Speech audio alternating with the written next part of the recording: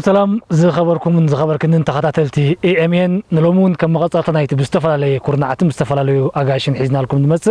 اب حدا فلي كورنع بمتقار مس حدا فلي غاشا مسيناكم علينا بغدتا ناب غاشانا كبلوكم ناي لومي وانا زعبانا دما ኤርትራ ሀገራ ሓበራዊ ዝኽሪ ሓበራዊ ታሪኽ ብዝብል ምጽንስ ሓሳቢና መጽና ዘለና ንጋሻና ቴድሮስ ተኽለዩ ንሓፈሻዊ ድሕረ ባይቱ ብምብራህ ዕላልና ክፍልመልናዩ ቴድሮስ ተኽለይ ፈለማ እንቋዕ ናብ ተኸታተልቲ ኤምኤን ብድሓን መጻኻ ብድሕረ ባይታ ክንፍልም يغني ቴድሮስ ተኽለ በሃል ከም ዝበልካዮ ኣብ ምምሕዳር ዞባ ማእከል ይሰርሕ ኣብ ንጡፍ ስራሕ ኣለኹ ናይ ክፍሊ ስታቲስቲክስን ስርዓተ ጂኦግራፊያዊ ሓበሬታን ኣካያዲ ናይቲ ክፍሊ ኣብ ንጡፍ ስራሕ ኣብ ሃገራዊ ዕማም ካርከብ ቴድሮስ ተኽለ ሞናይ ሎሚ ዋና ዛዕባና ኤርትራ ዝሓለፈቶ ጉዕዞ ታሪኽ ብምትኳር ካብ ኣርባዕታት ዝጅምር ብድሕሪኡ ዝቐጸለ ቁልዕ ብረታዊ ቃልሲ ሓርነት ዘጓነፀፈና ብድሕሪኡ ዝቐጸለ ናይ ምዕቃብ ልዕላውነትና ናይ ልምዓትን ጉዕዞ ክሳብ ሕጂ ዘለና እውን ናይ ተጻዋውኦ መድረኽ ዘይተፈለየ ጉዕዞ ታሪኽ ኤርትራ ኣብኡ ብምትኳር ኤርትራ ሃገረ ሓበራዊ ዝኽሪ ሓበራዊ ታሪኽ ብዝብል ዛዕባ ልዒልና ተራኺብና ኣለና እሞ ብኸመይ ክትገልጾና እዚ ነጥብ እዚ ብኽንፍልም ኣበጊስናዮ ዘለና ርእስቲ ምናልባት ግፍሕ ዝበለ ኣርእስቲ ስፍሕ ዝበለ ግዜ ዘድልዮ ዕሙቕ ዝበለ ዘተውን ክግበረሉ ዘለዎ እዩ ግን ነዚ ጋጣሚ እዚ ብምጥቃም ሕፅር ዝበለ መብረሂታት እውን ክወሃበሉ ከኣል እዩ ሓቂ ኤርትራ ከምቲ ዝበልካዮ ሃገር ታሪኽ ሃገር ዝኽሪ ሃገር ናይ ሓባር ጉዕዞ ናይ ሓባር መንነትን እያ እዚ ከዓ ኣብ ሓደ እዋን ዝህነፅ ኣይኮነን ነዊሕ መስርሕ ነዊሕ ናይ ቃልሲ መስርሕ ዝሓትት እዩ ንዕኡ ናብ ማልያ ዝሓለፈት ሃገር እያ ኤርትራ ካብ ኣርባዕታት ምናልባት እውን ኪኑኡ ክትመለስ ትኽእል ኢኻ ግን ካብ ሓደ ከም መበገሲ ናይ ኣርባዕታት ኩሉ ግዜ ብታሪኽና እውን ንደጋጉሞ እዩ እቲ መባእታ ናይ ፖለቲካ ናይ ኤርትራውያን ውዳበታት ዝጀመረሉ ስለ ዝኾነ ስጋብ ዘለና እዋን ናይ 80 ዓመታት ኣብ ቀጻሊ ቃልስን ምህናፅ መንነትን ኢና ንርከብ ዘለና ኣብ ኣርባዕታት ዝጀመረ ውልዶ ምህናፅ ሃገራዊ መንነት ኣብ ደረጃ እዚ ኣብ ዝለዓለ ጥርዙ በፂሑ ንሪኦ ኣለና ንረኽቦ ኣለና እዚ ብፖለቲካዊ ቃልሲ ዝጀመረ እሞ ዘይተዓወተ ብዘይፍታው ናይ ህዝቢ ኤርትራ ናብ ብረታዊ ቃልስን ጎንፅን ዝሰገረ ቃልሲ እዩ ኣብ ኣርባዕታት ተሪኢና ሓበራዊ ዝኽሪ ሓበራዊ ታሪኽ ንምህናፅ ብዙሕ መስርሕ ይሓሊፉ ናይ ሰልፍታት ቃልሲ እንድሕር ዛሪእናዮ ኤርትራውያን በዚ ደረጃ እዚ በዚ ሕጂ ዘለዎ መንቋሕቋሕታ ኣይኹን ዳ እምበር ተወዲቦም ብዛዕባ ሃገሮም ክከላኸሉ ናጽነቶም ክጠልቡ ንማሕበረሰብ ዓለም ኣቤቱቶኦም ከቕርቡ ወዲ ኸበሳን ወዲ ቆላን ትግርኛን ትግረን ካልኦት ብሄራትን ኣስላማይ ክስታናይ ዓሌት ጾታ ከይፈለዩ ብሓባር ቃልሶም ዝጀመሩሉ እዩ እዚ ቃልሲ እዚ ከዓ እዩ ሓበራዊ መንነት ኣብ ምህናፅ መበገስ ኮይኑ ዘገልገለና ከም ኤርትራውያን ሃገርና ንድሕሪት ንኽመልሱ ናጽነት ኣይግባእኩም ይኽብሉ ህዝብና ከዓ ናጽነት ይግባአና ይኽብል ዝሓለፈ ቃልሲ ቀሊል ኣይኮነን እዚ ከዓ ናብቲ ናይ ሓባር ምህናፅ መንነት ከም መበገስ ኮይኑ ዘጓዓዘና ኢልና ክንዛረብ ንኽእል ኢና ኣብ መወዳእታ ኣርባዕታት ኤርትራ ኣብ ክልተ ክትክፈል እያ ዝብል ውጥን ናይ ቤቢንስ ፎርዛ ምስ መፀ ኤርትራውያን ብሓደ ቃል ሰሚሮም ተሲኦም ኤርትራ ኣይትምቀልን እያ ሓንቲ ኣካል እያ የሕዋት ኢና ብሓደ ኢና ሓረግ ወለዶታት እናፀብፀብካ ንድሕሪ ተመሊስካ ሕጂ ኣብ ከበሳ ዝነብሩ ዘለዉ መበቆሎም ካብ መታሓት ከም ዝብገስ ካብ ባርካ ከም ዝብገስ ካብ ሰሓል ከም ዝብገስ ኣብ ባርካ ኣብ ሰሓል ኣብ ካልእ ቦታታት ናይ ሃገርና ዝነብሩ ዘለዉ ከዓ ኣብ ከበሳታት እውን ዘርኢ ሓረግ ወለዶኦም ከም ዘሎ ብምጥቃስ እዮም ሓደን ዘይፈላለዩን ምዃኖም ከረድኡ ፈቲኖም ስለዚ እዚ ቃልሲ እዚ ንኤርትራውያን ናይ ሓባር መረዳእታ ክሃንፁ መንነት ክሃንፁ ሓደ ታሪኽ ክህልዎም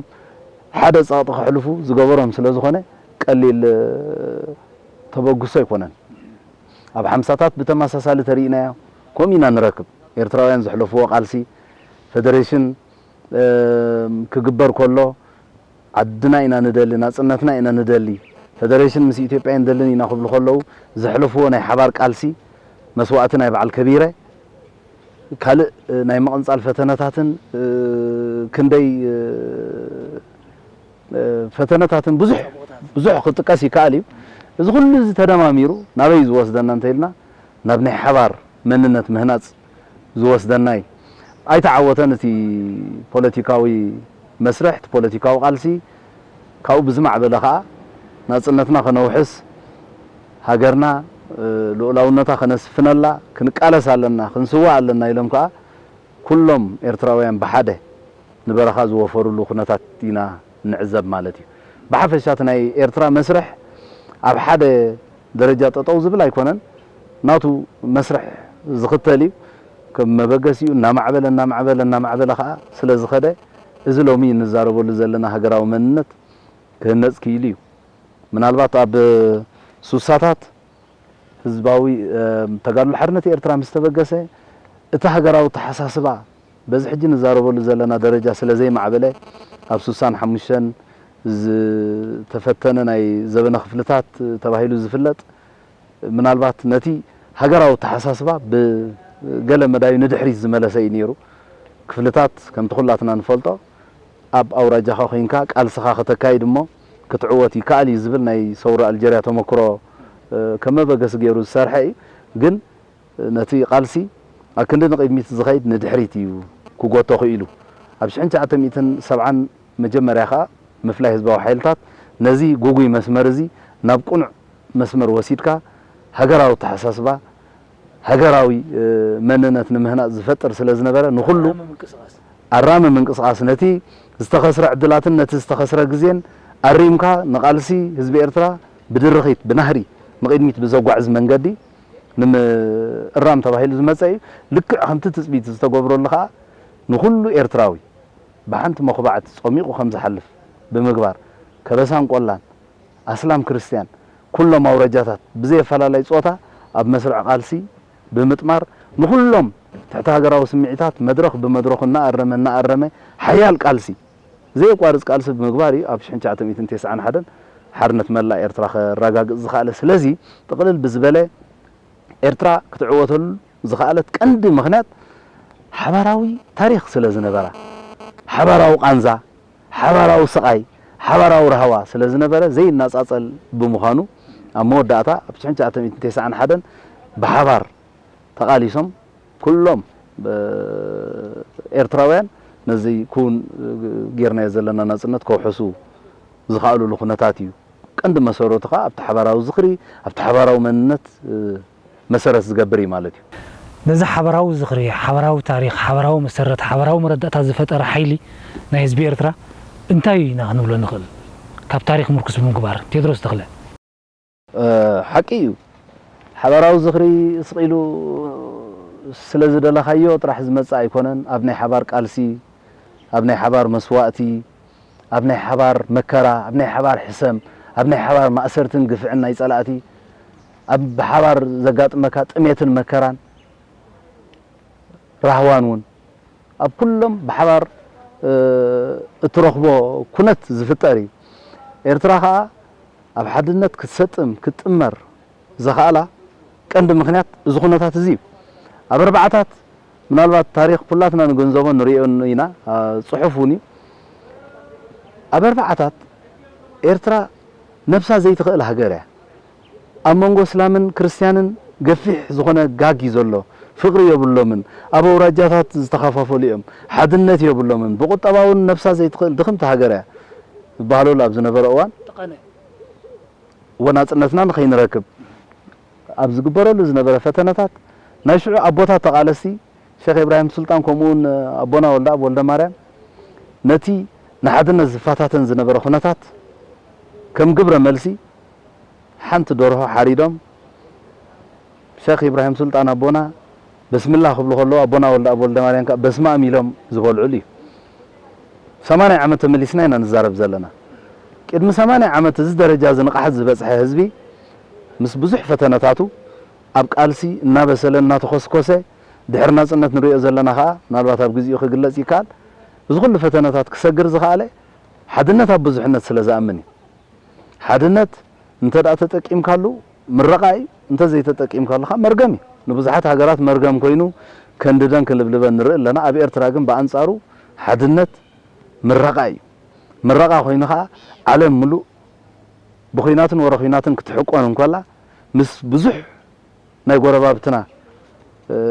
شرحي مس بزح ناي معرباويان حيالات هاجرات تصابو نزانيشتو هاجر قبلل كوينا خنوص دسيت سلام كوينا خنبر طفونا بلونا خنسرر نرأ زلنا حزبينا سلازي حدنت ابزحنت معنا مسرت هلاويناي كوم سلازي خونا خا واقع داغا نغبرلي يكونن اب غداي حدنت حزب ኤርትራ واقع داغا اي نغبرنينا سلامنتاي كبيد زخونه مسواتي سلاز خفلنالو نزي ندحريت كملس زفتن كمزي زيرو تصاورنت زبال منغستو نريو لنا زيرو تصاورنت بزبل يزخاي زلو سلازي هاغراو حدنتنا مسرت ناي كله بقعتنا مسرت ناي كله ناي مهلاو منغدنا سلازخونه بزل على كسرحلو زلو مخاني يراين صبوت يدرسله ابي ኤርትራ መጽኻ ابي ፖለቲካ መጽኻ ውን ፖለቲካ ኤርትራ ናይ ሓድነት ፖለቲካ እዩ ኣብ ትሕቲ ዝኾነ ይኹን ኩነታት ናብ ኣርባዕታት ምልስ ኢልና ውን ነቲ ታሪኽ ምስ ንሪኦ ኣብ ኣርባዕታት ህዝቢ ኤርትራ ብስጡም መንፈስ በቲ ፖለቲካዊ ምንቅስቓስ እናኸደ እንከሎ ብደገ ዝዝወሩ ኤርትራውያን ዝመስሉ ግን ካ ዘይ ኤርትራውያን ተኾኑ ውን ሓደ ወይጦታት ምስቶም ናይ ደገ ዝተለጠፉ ጉጅለታት ንህዝቢ ኤርትራ ከደናግርዎ ካብቲ ሓዲድ ናይ መስመር ፖለቲካዊ ምንቅስቓስ ከንደልህፅዎ ዝፍትኑ ነይሮም ድሕሪውን ቀፂሉ ኣብ ብረታዊ ቃልሲ ከምኦም ንኤርትራውያን ዝመስሉ ግን ዘይ ኤርትራውያን ናይ ኢትዮጵያ ወይጦታት በሎም ዋላ ተጋሩ በሎም ሕጂ ውን ዝኸይ ዘሎ ፖለቲካ ምስ ንርኢ ኣብ ደገ ብፍላይ ኣብ ደገ ኤርትራውያን ተመሲሎም ግን ካ ዘይ ኤርትራውያን ነቲ ኤርትራዊነት ንጹህ ኤርትራዊ ከደናግሩ ለይትን ቀትርን ሕኽ ክብሉ ዝውዕሉ ካብ መስመር ሓዲዱን ኤርትራዊ ከንደልሃፁ ካብ ሓድነቱ ከውፅዎ ካብቲ ዘኹርዕ መንነቱ ካብቲ ዘኹርዕ ታሪኹ ከውፅዎ ዝፍትኑ ንዕኡ ዝመስሉ ግን ካ ዘይናቱ ንጫምኡ ዝመስሉ ግን ኣብ ጫምኡ ዘይኣቱ ሰባት ከታልልዎ ዝፈታትንሉ ብፍላይ ናይ ደገሞ ነዚኣቶም ከምዚኦም ዝኣመሰሉ ወይጦታት ናይ ታሪኽ ዘይ ኤርትራውያን ከንሶም ንኤርትራዊ ከደናግሩ ሕኹ ዝብሉ ዘለው ኤርትራዊ ብኸመይ ክነቕሓሎም ትብል ቴድሮስ ተኽለ እዚ ዘልዓልካዮ ጉዳይ ኣብ ትቐጻሊ መስርሕ ዝረአ እዩ ምናልባት ኣብ ኣርባዕታት ምልስ ኢልና እንተርኢናዮ ወጻእተኛታት ጥራይ ዘይኮኑ ኤርትራውያን ተወለድቲ ኤርትራውን እንተ ብረብሓ እንተ ብኻልእ ዝዕሰቡ እዮም ሃሱሳት ዝቕየሩ እዮም ማለት ብቁፅሪ ውሕዳት ብልክዕ ማሕበር አንድነት ንኤርትራ ንድሕሪት ንምምላስ ናጽነት ኤርትራ ንኸይ መጽእ ኤርትራ ኣካል ኢትዮጵያ ኮይና ንኽትቅጽል ዝገብርዎ ዝነበሩ ጎስጓስ ሓደ ካብቲ ዝጥቀምሉ ዝነበሩ መስርሕ ትሕቲ ሃገራዊ ተሓሳስባ ፈጢርካ ንህዝቢ ብኹነታቱ ከም ዝርዕድን ከም ዝፈርሕን ጌርካ ንመሓዙ ተፈቲኑ ኢትዮጵያ ዓባይ ሃገር እያ ናይ ክርስቲያን ሃገር እያ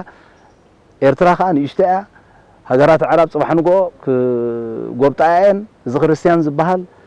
ውሕስነት ኣብ ዘይብሉ ሃዋሃው ክነብር ዝብል ስግኣት ብምፍጣር እዮም ዋላት ክንደይ የዋ ህዝቢ እምበኣር ከምኡ ተኮይኑስ ኢትዮጵያ ትሕሸና ናብ ዝብል ኣተሓሳስባ ክወስድዎ ዝፍትኑ ዝነበሩ ይኹን ዳ እምበር ኤርትራዊ በቲ ደረጃቲ ነቕሓቱ ትሕት ኣብ ዝነበረሉ ትምህርቲ ኣብ ዘይረኸበሉ እዋን ሃገርና ኤርትራ ኣይትምቀልን ናጽነት ወይ ሞት ኢሉ ጠጠው ዝበለ ኣብ እዋን ቃልሲ ምናልባት እቲ ታሪኽ ነዊሕ እዩ ብዕምቆት ክገልጽዎ ዝኽእሉ ኣካላት እውን ይህሉ ይኾኑ ክንደይ ሃሱሳት ክንደይ ናይ ሽርሒ ፈተነታት ኣብ ኩሉ መስርሕ ናይ ተቃልሲ ኣብ ሱሳታት ኣብ ሰብዓታት ኣብ ሰማንያታት ተራእዩ ክሳብ ቆላማ ደጋማ እናበልካ ህዝቢ ኤርትራ ንምክፍፋል ዝተፈተነ ናይ ሰማንያታት መስርሕ እንድሕር ዳርኢናያ ንህዝቢ ኤርትራ ኣብ ክልተ ንምኽፋል ርእሰ ምሕዳር ክንበኩም ኢና ቆላማ በዚ ደጋማ በዚ ንዑ እናበልካ ዝግበር ዝነበረ እዩ ነቲ ዘይንደል ሓድነት ህዝቢ ኤርትራ ወጋዕ ደጋ ንምእታዊት ዕላማ ድሕሪ ናጽነት እንተረኣና እውን ንህዝቢ ኤርትራ ብሓድነቱ ንምፍታን ክንደይ ዘይተሰርሐ ኣብ ሰዓት እዚ ኣቀዲመ እንታይ ብል ነይረ ህዝቢ ኤርትራ ኣብ ጉዳይ ሓድነቱ ዋጋዕ ዳጋ የብሉን ክንብል ጸኒሕና ኢና ሓድነት ንዓና መሰረታዊ ናይ ህላዌ ሕቶ እዩ ውብ ኩነታት ካ ይተቀይሩ ዘሎ ሎሚ ሓድነት ደሊና እንገብሮ ጸሊእና እንጎድፎ ዘይኮነሲ ኣብ መትኒ ኣብ ደም ናይ ኤርትራዊ ኣትዩ ስለ ዝኾነ ሓድነትና ዓቂብና ኢና ንኸይድ ዘለና ፖለቲካና እንድሕር ዳርኢኻዮ ናይ ዜግነት ፖለቲካ እዩ ካልኦት ሃገራት ናይ ቀቢላ ናይ ዓሌት ናይ ብሄር ፖለቲካ ሃኒፀን ክኸዳ ከለዋ ኤርትራ ግን ናይ ዜግነት ፖለቲካ ናይ ሓድነት ፖለቲካ ሃኒፃ ትኸይድ ሃገር እያ ብዙሓት ሃገራት ርኢና ኢና ኣብ ናይ ዜግነት ፖለቲካ ዘይኣምና ንብሄር መሰረት ዝገበረ ፖለቲካ ዝሃነፃ ርሑቕ ከይገድና ኢትዮጵያ ዝሃነፃ ወያን እንታይ እያ ትመስል ናይ ክልላት ናይ ብሄራት ፖለቲካ هنيسا حدا تجراوي يحو حدا أورومو يحو حدا سوماليا حدا بينشانغول اتنا يكون له سبي بقوند حو ناتو مننا زحازو خوينو سمع اب ኤርትራ ተመጺና ግን ናይ ዜግነት ፖለቲካ ይዘለና ከበሳን ቆላን ዝባሃል የለን ትግርኛ ትግረ ኹና ማሕዳርብ ዝባሃል የለን ኩሉ ብዛዕባ ኤርትራ ሓስብ ናይ ኤርትራ ኸኣ ተጠሚሩ ይስዋ ይውፈ ናይ ሓድነት ፖለቲካ ናይ ሓድነት ፖለቲካ ናይ ዜግነት ፖለቲካ ወዲ መታሕት አስመራ መጺ የማሓድር ወዲ ከበሳ ኣብ ሳሕል ከይዱ ይነብር የማሓድር ይሐርስ ይነግድ ይወፍር ወታደር ኮይኑ ኣብ ኩሉ ኹርናዓት ናይ ኤርትራ ይዋጋ ይስለፍ ይስዋ ስለዚህ ኤርትራ እዚ ዝበለ ናይ ዜግነት ፖለቲካ ስለዛሃነጸት ሓድነታ ሰጢሙ ካብ ግዜ ናብ ግዜ እናዓበ እናጉልዓልዓ ኸይድ ንርኢ ኣለና ኣብ ገለ ሃገራት ክሳብ ኣብ ቀዋሞም ከይተረፈ ዝሰፈረ ናይ ብሄራት ናይ ሃይማኖታት ፖለቲካ ንርኢና ኣብ በዓል ሊባኖስ እንተኸይድና ኣብ ቀዋሞም ዝሰፈረ ቀዳማይ ሚኒስተር ካብ ክርስቲያን ናይ ባይቶ አቦ ወንበር ካብ እስላም ኮይኑ ካብ ሽዓ ወይ ካብ ሱና ናይ ገለ ሚኒስተር ካብ ከምዚ እናበለ ዝኸደሉ ኩነታት ኢና ንዕዘብ እዚ ኸኣ ነቲ ሃገር ኣክንዲ ብዛዕባ ሃገርሃ ብዛዕባ ምልእቲ ሃገር ክትሓስብ ዝገብራ ኣብ ወዲ ብሄሩ መንዩ ክሽየም ዘሎ መን ይኸቦታ ክረክብ ዘሎ ናብ ዝብል ናብ ዘይተደለየ ቁርቁስ ዝወስድ ስለ ዝኾነ ኣብ ኤርትራ ግን እዚ መስርሕ እዚ ኣዚና ዝተዓወትናሉ ኣብ ንኡስ ዕድሜና ኤርትራ ማለት እዩ ኣብ 50ታት ኣብ 40ታት ኩሉ ስዒርና ዝሓለፍናዮ ስለ ዝኾነ እዚ ናይ ዜግነት ፖለቲካ ንዓና ኣብ ዝእዋን እዚ ከም መርሓ ዘዓወተናን ዘካይደናን ዘሎ ኮይኑ ንረኽቦ ኣለና ካልእ ኣብነት እውን ክንጠቅስ ንኽእል ኢና ኣብ 50ታት መጀመርያ ልክዕቲ ግዜ ክስታይ ገብሮን ግን ንእሽቶ ዝተፈተነ ነይሩ ኣብ መንጎ ክርስትናን ኣብ መንጎ ምስልምናን ኣብ ከተማ ኣስመራ ናብ ምትህርራም ናብ ምቅትታል ዝኸደ ሽርሒ ተኻይዱ ነይሩ ኣብቲ እዋን እቲ ኤርትራውያን እቲ ንቕሓቶም ማዕረ ክንደይ በሪኹ ከም ዝነበረ ኣብቲ እስላም ዘለዎ ከባቢ ዝነብሩ ክርስቲያን ኣስላም ንኽመስሉ ናይ እስላም ክዳን እናኸደኑ ኣብቲ ክርስቲያን ዝነብሩሉ ከባቢ ከም በዓል ኣባ ሻውል ከዓ ነቶም ኣስላም ጎረባብቶም ከይቅተሉ ከይሕሮ ድመታን ናይ ክርስቲያን መስቀል ከይተረፈ ኣብ ግንባሮም ኣብ ማዕተብ እናገበሩ ከድሕንዎም ዝፈተኑሉ እዩ ስለዚ ህዝቢ ኤርትራ ነዚ ኩሉ ዝመስርሕ ሓሊፉ ዝኸደ ስለ ዝኾነ እዚ ናይ ዜግነት ፖለቲካ ሎሚ ንዓና ዓብይ ጉዳይ ኣይኮነን ከምዚ ንገብር ኣለና ኢልና እውን ንንየተሉ ነገር ዘይኮነስ ሓደ ውሁብ ነገር ተቐይሩ ናይ ዜግነት ፖለቲካ ሃኒፅና ሃገርና ናብ ዝለዓለ ንምብፃሕ ብሓድነት ጠሚርናያ እንጓዓዘሉ ዘለና ኩነታት ስለ ዝኾነ ውፅኢቱ ኸኣ ብግብሪ ንሪኦ ኣለና ካልኦት ሃገራት ናይ ቁጠባ ኣይኮነን ይሽግረን ካልኦት ሃገራት ኩለን እዚ ኩሉ ንሪኦ ዘለና ኩናት እዚ ኩሉ ንሪኦ ዘለና ዕግርግር እዚ ኩሉ ንሪኦ ዘለና ሃገራት ምፍራስ ካበይ ምንጩ እንድሕር ዳኢልካ ሓድነት ስለ ዝተዘርገ ጥራይ ኣብ ብሄር ኣብ ቀቢላ ኣብ ዓሌት ምስ ወረድካ እዩ ዝመፅእ ትምፍትፍናን ሶማል ርሑቕ ከይከድና ሓንቲ ጎረቤትና ሃገር እያ ርሑቕ ኣይኮነትን ካባና ህዝቢ ሶማል ሓውና እዩ ሓደ ቋንቋ ሓደ ሃይማኖት ሓደ ብሄር ዘለዎ ህዝቢ ካብኡ ብዝተሓተ ግን ኣብ ቀቢላን ኣብ ዓሌትን ወሪዱ ኣበይ ደረጃ ከም ዝነበረ ዝረኣናዮ ዝሓለፈ 30 ዓመታት ብዘይ ማእከላይ መንግስቲ ሕጂ ገና ተተበጉሰታት ምስ ብዙሕ ፈተነታቱ ንምዕራይ ይኸይድ ኣሎ ስለዚ ቀሊል ዘይኮነ ብድሆ እዩ ዘለዎን ሃገራት እንድሕር ደኣ ሓድነተን ኣብ ወጋዕ ዳጋእቴን ቀሊል ዘይኮነ ብድሆ ቀሊል ዘይኮነ ናይ ምዝራብ ኩነታት እዩ ዘለዎን ኤርትራ ግን ብምዝማድ ክትሪኦ ከለኻ ኣብ ዝሓሸ ኩነታት ብዛዕባ ሓድነት ከይተሰከፈት ሰላም ዓቂባ ትጓዓዝ ዘላ ሃገር ስለ ዝኾነ ኣዝዩ ዓብይ ረብሓን ዓብ ዕድልን እዩ ህዝቢ ኤርትራ ጽቡቅ ቴድሮስ ተኽለ ኣቀዲምካ እውን እንታይ ኢልካ ነርካ ኤርትራ ንኩሉ መሰናኽላት ሓሊፋ ዝተዓወተት እያ ካልኦት ሃገራት እናኸወጥካ ፌልድ ስቴትስ እናኾኾና ኤርትራ ሓይላ ዓቂባ ትኸይድ ኣላ ናይ ጎረባብቲ ተጻብኦታ ጥራሕ ዘይኮነ እንተላይ ዝርያ ርእሳ ሓያላን ገጢማ ዝተዓወተት ትማሊ እውን ሎሚ ሕጂ እውን ትጓዓዝ ዘላ ሃገር እያ ነዚ ውሁብ ኩነት ነዚ ውሁብ ሓይሊ ናይ ኤርትራ ግን ሕጂ እውን ቀጻልነቱ ክወሓዝ ተኾይኑ እንተሰሪሕካሉ ኢኻ ዝብል ሓደ ረዚን ሓሳብ ኣቐዲምካ ኣልዒልካ ነርካ እሞ ከመይ ማለት እዩ እዚ ንሓልፎ ዘለና መድረኽ ንሓልፎ ዘለና ኩነታት ኩላትና ንገንዘቦ እዩ ዘለናዮ ዞባ ቀርኒ ኣፍሪቃ ህውከት ዘይፍለዮ ዘለናዮ ዞባ ናይ ቀይሕ ባሕሪ ዞባ ብስትራቴጂካዊ ኣገዳስነቱ ልዑል ጠመተ ዝረክብ ህዝቢ ኤርትራ ናጽነቱ ኣብ 50ታት እንታይ ኮይኑ ተኸሊ ኢልና ድሕሪ ተመሊስና ተሪእና ስለምንታይ كمان زعمسلو جزءات زبطات نا إيطاليان زنبورو سوماليان ليبيان ناصنتهم كروخ بخلو ناصنتنا زي نركب سلمنتاي نبلو له أبز نبرنا حزب إرترا بزبلو لغزي شنج عتميتن 50 كلتن نا أمريكا وصا قداي مينستر زنبر جون فوستر دالاس شعز غلطو نيرو بعين فتحيلو إرترا ناصنتا ختركب زغبا هاجريا يهون دامبر استراتيجيكاو ربحه هاجرنا هاجور أمريكا مالتي كنبل مستم حزنا زخونت إثيوبيا بفدريشن كتقران وسين نازبلي إذا حرق زي أنا حزب إرترا أددا زخل سدتن زخل كيناتن ورا كيناتن كسب 7-8 شح سواءتن سنكلان يمكن كفل زجبرتنا الاستراتيجي كورب حنا هانت حجر كتبلسي حزبي ربحو بعلو فل تبل مالتي زي عالم هي وابنت ني عالم هي ومثل ني عالم زي عالم بزعبه ربحها دامبر بزعبه ربحها ناي وصع حزبي ايتقدسنا ربحنا حزب من يخبر زلو حزب بعلو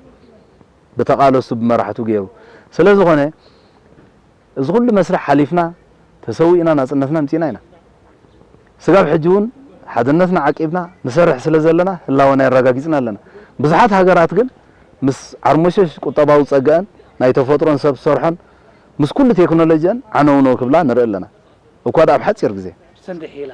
سندحيلان سلمنتاي لا يندا زفرسا زلوا سوريا انت اخوينا ليبيا انت اخوينا بزحلفه غزي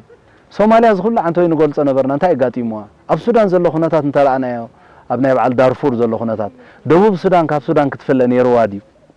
انت اخوينا تفليا اب اثيوبيا زلو خناتات ناي بهر مسرس زغبره منالبات زي حدش منغستي انتاي كغبري خمي كحزي كرا زلو غداي زخل زين هاجرات ناب عنوتن ناب حنفشفشن زوسدي بزحات دلدلات هاجرات زنبرا عنونو كبلا ريناينا سوفيت حبرت أزي عرمشش موادرت أمريكا حجون من البات روسيا تواداريت ندي أخن بن خلينا سوفيت تأكل هاجر قل بحد النتون تطو كتب لاي كالت أب 15 في هاجرات فحبتن زات واع قدم 3 عامات 9 عامات مرت يغوزلا في عباي هاجر زنبرت نابوزحات هاجرات فحفح زبلته أب كبابينا ونكم بزحات هاجرات نرئ لنا سلازي ناي حنت هاجر بقعت قصال بمسرح توحسو دامبر حنساب سلاز بصح خايط راي توحيسو نبر مالت ايكونن إرترا مبل 80 كلتن أبالنا يود حورات هاجرات علماو أفلطو رخيبا اندحر زي عقبنا ازغلو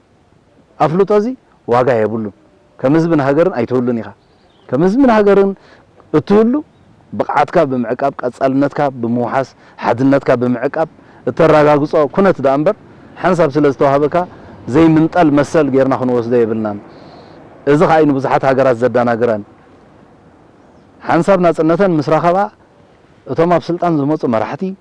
ويون نقحات نايت حزبي بمعرس لزي سقم هاجرات اب قبيله اب وراجا اب عليت مسرت زغبره هلاوين فحفح كبلا نعزبينا نحنا ግን እዚ ነገር እዚ ሙሉ ጠፊው እንከሆነ በላይ ነخلينا اب ኤርትራ አተሐሳስባ ናይ ጽብብ ዝበለና ያውራጃ ናይ ገለ ዘለዎ ሰብ የለን ማለት አይኮነን እዚሞ ባህሪያውኒ ሰብ ብዛዕባ ዓዱ ክሓስብ ብዛዕባ ወደ ከባቢኡ ክሓስብ ብዛዕባ ሃይማኖት ክሓስብ ይኽእል ኣይክእልኒ ጨሪሱ ኣይኮንና ንብል ብዋጋ ዕዳጋ ናይ ሃገር ግን ክኸውን የብሉን ሃገር ቀዳምነት ሃገር ልዕሊ ኩሉ ክንብል ክንክእል ኣለና እቲ ካልእ ዝመጽእ ድሕሪ እዩ ሃይማኖትካ ክብር ወደ ሃይማኖትካ ሃይማኖት ክኽብር ምኾረ ማዓዶ በትጉብኡ መንገዱ ንጉዳይ ሃገር ኣብ ዋጋ ዕዳጋ ብዘይእቱ መንገዲ ስለዚ ሃገርና ኤርትራ ሃገር መስዋእቲያ ሃገር ዝኽሪያ ሃገር ቃልሲያ በዚ መሰረት ዝኸያ ሓበራዊ መንነጽ ሃኒጻ ኣብዚ ዘለና ደረጃ እትርከብሞ ነዚ ብምዕቃብ ጥራሕ ኢና ክንካየድ ዘለና ቀጻልነትና ብቕዓትና ብምውሓስ እንተዘይ ኮይኑ ከምዚ ዓንተይ ዝበልኩ ሓንሳብ ተረጋገጸ መንነት ሃኒጽና ኢና ኤርትራ ዘይትድፈር حفرت هاجر كوينا خت نبرة يايلكا نسمع ينقع عريركا متمات أي واسعة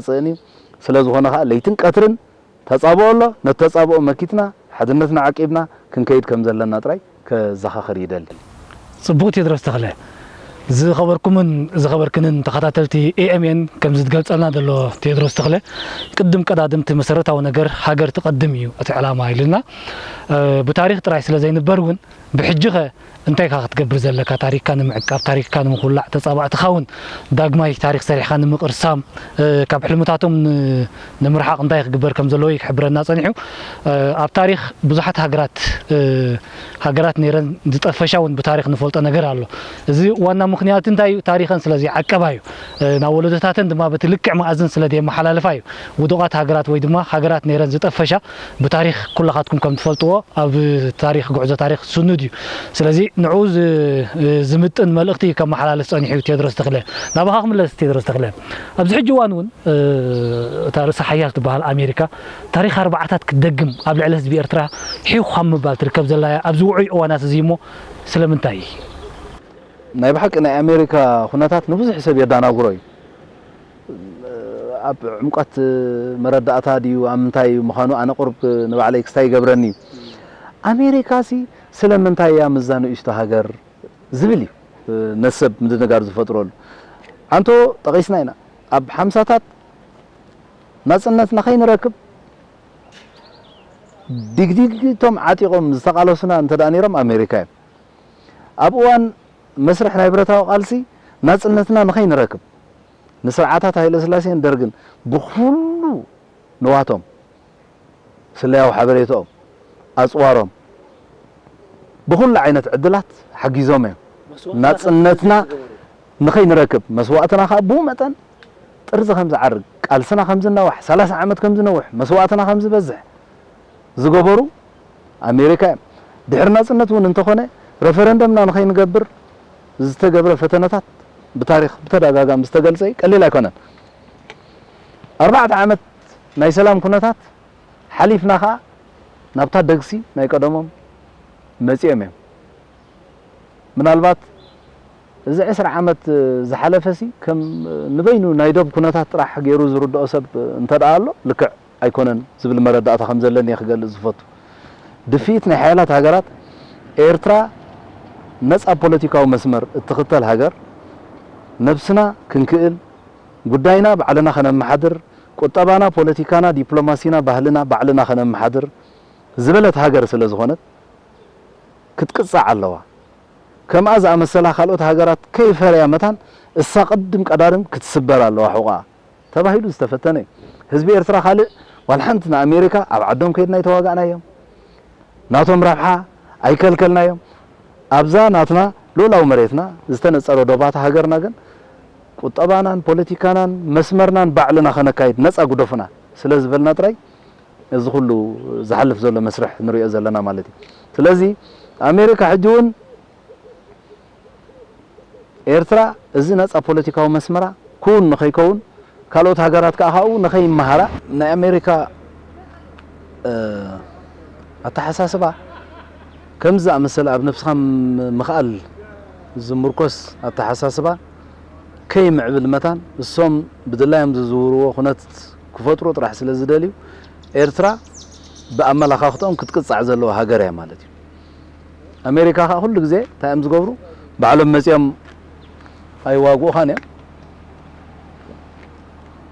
መሳርሒታት ኣለዎም ማለት እዩ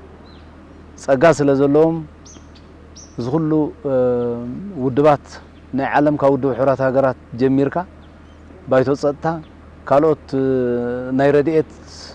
ትካላትን ካልእን ኩሎም ከም መቕፅዒ ንኻልኦት ሃገራት ዝጥቀምሎም ውድባት እዮም ማለት እዩ ስለዝኾነ ንኤርትራ ሓንሳብ ብስም ሰብኣዊ መሰላት ሓንሳብ ብንት ዝዓበየን ከዓ ከደምቲ ብምንዳይ ነተን ክቕፅዓ ዝደለኻየን ሃገራት ብናይ ዶብ ምስምስ ብኻልእ ብሃይማኖት ኣይኽብሩን እዮም ሰብኣዊ መሰላት ኣይሕልውን እዮም ዝኣመሰሉ ጠቐነታት እዩ ዝኸይድ መስርሕ ወያነ ጎረቤትና እንተረኣና ኣብ እዋን ቃልሲ ምስ ህዝቢ ኤርትራ ብምዃን ዝተምሃረ እዩ ክቃለስ ከሎ ህዝቢ ኤርትራ ብዙሕ ዝሓጎዘ እዩ ብቆንዱ ከዓ ኣብ እዋን ቃልሲ ህዝባዊ ግንባር ይኹን ዳ እምበር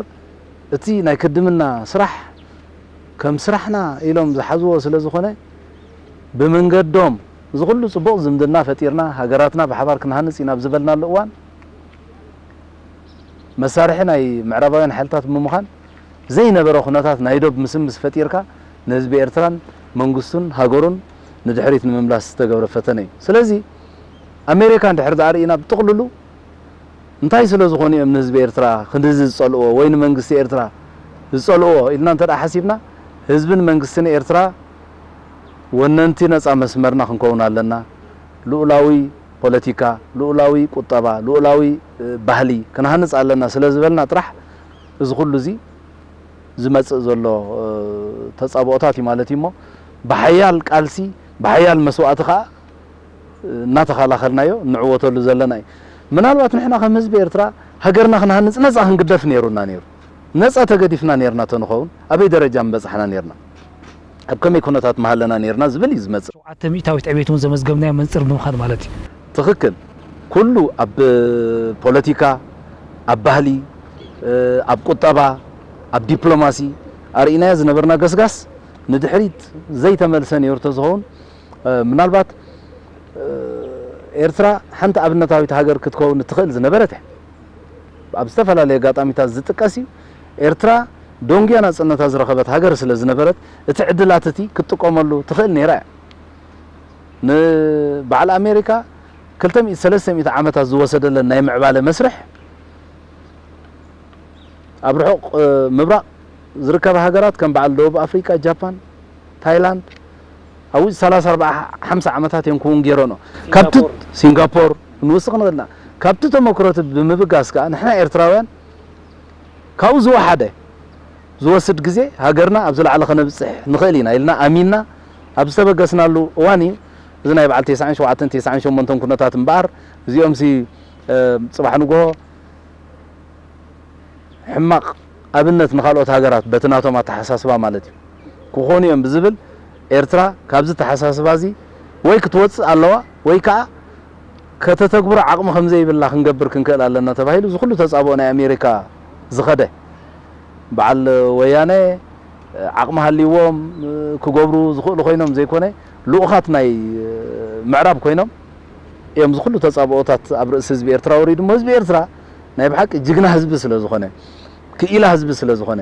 መንእሰያቱ ንስደት ከም ዝኸዱ ኣብ ምግባር ዝተሰርሐ ስራሕ እተኸፍር ዝኽእል ኣፍራይ ጉልበት ንደገ ከም ስደት ኣብ ምግባር ኣብ ውሽጢ ናይ ሃይማኖት ጸገም ከም ዘሎ ናይ ምንባር ጸገም ከም ዘሎ ኣምሲልካ መንእሰይ ተስፋ ከም ዝቆርጽ ንምግባር ጸለመ ንመንግስትን ህዝብን ከም ዝተፋነን ንምግባር ዝተሰርሐ ስራሕ ኩሉ በሐያል መኸተ ናይ ህዝብን ናይ መንግስትን ፈሽሉ ኢልና ክንዛረብ ንኽእል ኢና ንሕና ኸ ኩሉ ጸገማት እናሰገርና ነቶም ንጸገማትና ከዕብዩ ዝፍቱና ሓይልታት ትምህርት እናሃብና ህዝቢ ኤርትራ ዘይሰዓር ምዃኑ እና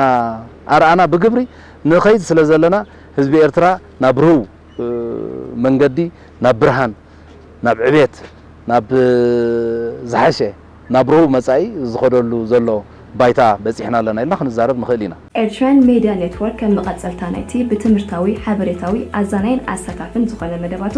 ንተኸታተልቱ ከዓግብ ዘካይዶ ጻዕሪ ንሆ ሕጂ እውን መዓልታዊ ዜና ኣብ ፌስቡክ የቕርብ ኣሎ እዚ ሰፊሕ ሸፈነት ዋሂብዎ ዘሎ ዜና ኣብ ሃገርና ጎረባብትና ከምውን መላእ ዓለም ዝካየድ ፖለቲካዊ ቁጠባዊ ከምውን ማሕበራዊ ጉዳያት ዘጠቓለለ ይኸውን ዜና ውሽጥን ወፃን ኣብ ናይ ፌስቡክ ገጽ ኤርትራን ሚድያ ኔትወርክ ላይክ ምግባር ክትከታተሉ ክብር ንዕድም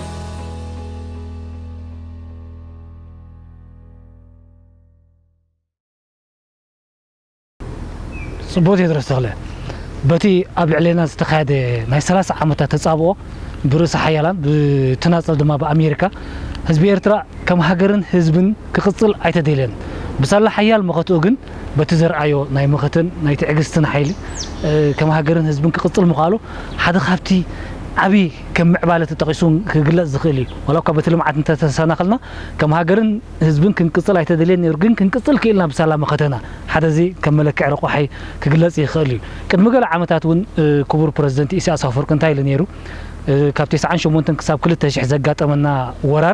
ወራር ወያነ ነይሩ ተዝኾን ኣብ ቅድሚ መኸተ ህዝቢ ኤርትራ ንሓንቲ መዓልቲ ውን ኣይሞዓለን እንታይ ዳ በተላእኽነት ወያነ ብኣሳላጥነት ናይ ኣሜሪካ ስለ ዝነበረት ኩናት ግን ክሳብ ሕጂ ኣይ ሰላማዊ ኩናት ኮይኑ ንጉዕዞ ምዕባለትና ዓንቂጹ ኢሉሞ ማዕርክ እንደዚ ንተራባሐ ሓይሊ ዝስዕር ሓይሊ ናይ ህዝቢ ኤርትራ እንታይ ትምስጢሩ ክትብል ትኽእል زري حيالان تدمر حيل الناس عر كسابزي مدرخ زبصح زول حزب إرترا حجونا يتصابوا مدرخ زي تفعلوا حزب زي انتهي تمستيرو معرخ اندز ترى حيل فتيرو بتدقق معود مزقب دلو تدرس تغلل حزب إرترا منالوات أبوان برتاو قالسي زترا يتمكروا ناي مخته قليل هيكونه أب 30 عامت زغل فتناتات سبز درجة زي يردون يرخون تصابوا ناي مع الأمريكا ناي هجرات مبرقا معرابن وكذا حدا أكل كهرمك كله حدا خدق فكله علم بخم إيه حليفة حزب إرترا جن كلت يوم حيلتات مبرقا معرابن بحنسب تتبراريم زقد قطلو خناتات حليف إزخا تمكروي دحرنا صنت بقس كيبلنا لولاوي مسمرنا نصنتنا عقيمنا هنكيد علينا سلازبلنا طراي نمخلافنا قليل زي كون سرح تسريح ريفرندم كيغبر استحلف مسرح اب حصير اوان جهاد كاب على السودان نتبغسو لحزب المنግስትን ኤርትራ ንምውዳቅ ክሳብ ወጻእተኛታት ኣብ ዘባጋሽ ባርካ ተቀቲሎም እዮም ካብ በዓል ሞሮኮ ተወለተ አልጄሪያ ከይተረፈ እዚ መስርሕ ዝሓለፈት ኤርትራ ከይደልደለትን ከላ بقداي دوب مسيمن منم مسحاب تلعيلو زي فلت ناي قداي حنش أبقيسكا استقبر فتنة بعبيو بتلا أخنت ناي ويانه إذا كل زحالة في 10 عامات كينات كم تقص كايو وبريزيدنت أبوس حاجات أميتات يروامي ويانه كدامي تلا أخي أقلقالي عصب دامبر ناي بحق حدا كم حيلي كوينو مسز بإرتراز قط مزولو إلنا أين حسبن السو تلو خي يزفصم نيرو ناي عصب تلو خي يفصمو بحيال مختنا حزب إرترا خات حمشيشو تاريفي بزخ يأكل أبشحن تعتمي 294 نحنا نشتهجرينا عقمنا حيلنا خنا دلدل هجراو أقول قلو تابست أوجل الأوان انتهي يدليكم قطبهم نشتو نشتهجر ما خابنا سنة خبتوت رفرندم كاب نقبر حد عمت رأي قصير نيرو زيد ليكم قطبا مهلا خطأتوا لكم يلكا استخايد زمته قليل አይነበረን ዕላምኡ ግን ድሕሩ ተጋሂዲ ድሕሪ 3 ዓመት ኣብ ዘይ መልእ ግዜ በተላእኽነት ወያነ ብምስምስ ናይዶብ ንህዝብን መንግስትን ኤርትራ ዓሊኻ ነዚ ሃገር ተቋጻጺርካ ዕሱብ መንግስቲ መስሪትካ አብዱላይ ካትዝወር ሃገር ንምግባር ተፈተነ ኩዕወት እንተዳ ኮይኑ ወታደር ከሉ አይነበሮን ኤርትራ ስለዝኾነ ኻዩ በትናቶም አተሐሳስባ ስለዝኾነ ኻዩ ሃገራዊ አገልግሎት ኩዕወጅን ኮሎ ዓብ ተቃውሞ ዘርአዩ በአንጻሩ ግን ሃገራዊ አገልግሎት ስለዝተአወጀ ጥራይ هجرنا خنكالاخل زخالنا زعبي روقحي ابز حلفه زورياتات تعليم زفصمو ابوتهم كيدوم زنبرو فاعلهم زنبرو نابغزوم تطايس نبره تغادالاين تمليس خاي نزورارزي امشال زلعله استواصو زغبره سلازي حجون انت خونه امريكا تعرفيا خبزي اوكي اتحساسب ازبل يواه زخونه تحساسبا كلنا يبلم انتايدا مسمرنا اصنيعنا نمخته بمدلاو نقول عينه تصابوتات سعيرنا نافتن دليو علما نافتن دليو حقنيا باغز بإرترا زروي ناي قطبا ناي بوليتيكا ناي ባህልን معباله نخنبصح كيتحللنا ليتنقترن كنسرحلو كم زلنا طراي خغنزب زدل امبر امريكا بزي حيزومو زلو اكايدا كعرفيهم كغدفوهم نأكايدانا تقبيلهم رعيمهم خديهم زبل أتحساسبا كهولي يبولون نحنا متكلناينا زتصابع يتصابع كم زمسلانا يبوتاتنا كلبي ينبح يقعر دلا يبل تجمل قعزو خقصل الله أفتا زدلي أبوتا خصع زبزح بسوي متكلناي حزب المنجستين إيرتراي يلا يعمل أنا صبوت يدرس تغلى كل جزء بكل تاريخ تراون تخرج جن بوت راح أتنبرني إذا كل تاريخ زي كبيرو تحافير نخنبر أوش تحجرن وصان زلوا من سي إرترا حجة انتهيو خجبر تبل إرترا ونايب حكي حجي تحدى عبي شغله فترة لهم نزم طلعتنا معربة وين حيلتات إذا كل من سي كاب إرترا صومي قام هوس يوما أبي إرترا نيسرح عدل يلن أبي إرترا مسلات يلن نهيمانوت مكبار يلن وتدرنا نويحو وزت زبل نزمن سي بشرحي عدو خمس قدف أم مقبار أو قراوي انتقالات كي ترفع ليتن كاترن ساريحة ميم زدليو علامة وقع عمدون تيلكاني أي وقعون ترايزي كونسي أي حسابن ون زغل إرتراوي أب سدة زركب هاقورو زفكر نهاقورو حقز زدلي أنصار هاقورو منم زي سرح وقعد أنا هاقورو زدقف حزبي أنصار መንግስቱን ወቃለ ዝተገብረሉ ቀጻሊ ጻዕሪ ቀጻሊ ናይ ምድንጋር ሽርሕታት ንኹሉ ስዒርዎ ከይዲ ኣብዚ ግዜ እዚ ኣብ ወጻእ ዝርከቡ ኤርትራውያን ዳርጋ ብሙሉኦም ኢልና ክንዛረብ ንኽእል ኢና ደገፍቲ ህዝቦምን መንግስቶምን እንበር ጽላኣት ናይ ሃገሮም ወይ ጽላኣት ናይ መንግስቶም ኣለዎም ኢልና ክንዛረብ ኣይንኽእልን ኢና እዚ ናይ ምዕራብ ሜድያ ዝሰርሖ ስራሕ ሓይሊ ስለ ዘለዎም ዝተራቐቐ ቴክኖሎጂ ኣብ ኢዶም ስለ ዘሎ ጸጋ ኣብ ኢዶም ስለ ዘሎ ዘየለ ፈጠራ ዜናታት ፈጢርካ ዝግበር ከም ዘሎ ኩላትና ንግንዘቦ ኢና ህዝቢ ኤርትራ ግን ሃሙን ቀልቡን ምስ ሃገሩ ናይ ጽባሕ ንግሆ ራህዋ ናይ ጽባሕ ንግሆ ተስፋ ኣሚኑ ንሃገሩ ንምዕባይ ዝሰርሕ እምበር ዘስግእ ወይ ጽባሕ ንግሆ ዝሃገር እዚኣ ናብ ዘይተደለየ ኣንፈት ክወስዳ ዘብል ኩነታት ዋላ ሓንቲ የለን ነቶም ሓደ ሓደ ሰኣን መረዳእታ ድዩ ካብ ትሑት ንቕሓት ድዩ ካብ ትሕቲ ሃገራዊ ተሓሳስባ ብምብጋስ ኣንጻር ሃገሮም ይሰርሑ ኣለዉ ዝበሃሉ እንድሕር ደኣ ሃልዮም ከዓ እዛ ሃገር እዚኣ ሃገር መስዋእቲ ከምቲ ዝበልና ሃገር ቃልሲ ሃገር ሓባራዊ ዝኽሪ ስለ ዝኾነት እዚ ብሓባር ተቃሊስና ዝሃገርና ዝሃነጽና ሃገራዊ መንነት ብዘይካና ዝዕቁበ የለን እዚ ዝዓቢ ዘሎ ወለዶ ዓብይ ክሓልፍ እዩ ኣቦታት ኮኑ ኣለዉ መራሕትና ጽባሕ ንግሆ ተካእቲ ዞም መንእስያት እዮም እዛ ሃገር እዚኣ ኸ ንዕኦም እያ ጸቢቓ ሓሚቓ ሃብቲማ ደኽያ ንዕኦም ስለ ዝኾነት ናብ ዝለዓለ ንምብጽሓ ሓላፍነት ኣለና ሕድሪ ናይ ሰማዕታት እዩ ዘለና ሰኢልካ ብዋዛ ብክስታይ ዝዝረብ ዘረባ ኣይኮነን ነዚ ሕድሪ እዚ ኣብ ዝብጽሕ ቦትኡ ኣብ ማዕልብኡ ኸነብጽሖ ሰማዕታትና ክቆስኑ ክንሰርሕ ከም ዘለና ኣብ ውሽጢ ዘሎ ይኹን ኣብ ወጻእ ዘሎ መንእሰይ ከዓ ንሃገሩ እንታይ ክገብረላ ኣለኒ ክብል ከም ዘለዎ ለይትን ቀትርን ጥራይ ከገንዝብ ባህብለኒ ንወይጦታት ከዓ ክነቕሓሎም ኣለዎ ብቋንቁ ዝዛረቡ ንዑ ዝመስሉ ግን ከዓ ዘይናቱ ክነቕሓሎም ክኽእል ከም ዘለዎ ይትመልእኽቲ ዝኸበርኩም ተኸታተልቲ ኤኤምኤን ዕላልና ከም ዝትከታተልዎ ዘለኹም ምስ ቴድሮስ ተኽለዩ ዋና ዛዕባና ድማ ኤርትራ ሃገረ ሓበራዊ ዝኽሪ ሓበራዊ ታሪክ ዝብል እዩ እቲ ዕላልና እንዳጠቓለልና ክንከይድና ናብ ቴድሮስ ክምለስ እዩ ቴድሮስ ኣብ ዓለም ወይ ድማ ኣብ ታሪኻት ናይ ዓለም ዋና መሰረት ናይ ዓወት ናብ መሰረታትካ ምምላስ እዩ ብዓቢ ስእሊ ምርኣይ እዩ ናብ መሰረታትካ ምምላስ እዩ ዝብል ፍልስፍና ኣለሞ ከመይ ዝስከ እንተኸታተልትና ክትረዳእልና ናብ መሰረታትካ ምምላስ መሰረቱ ዘይዓቀበ ሕብረተሰብ እንታይ ክኸውን ይኽእል ንድሕሪት እዩ ዝምለስ መሰረት ዘይደለለ ቤት ጠጠው ክብል ኣይክእልኒ ስለዚ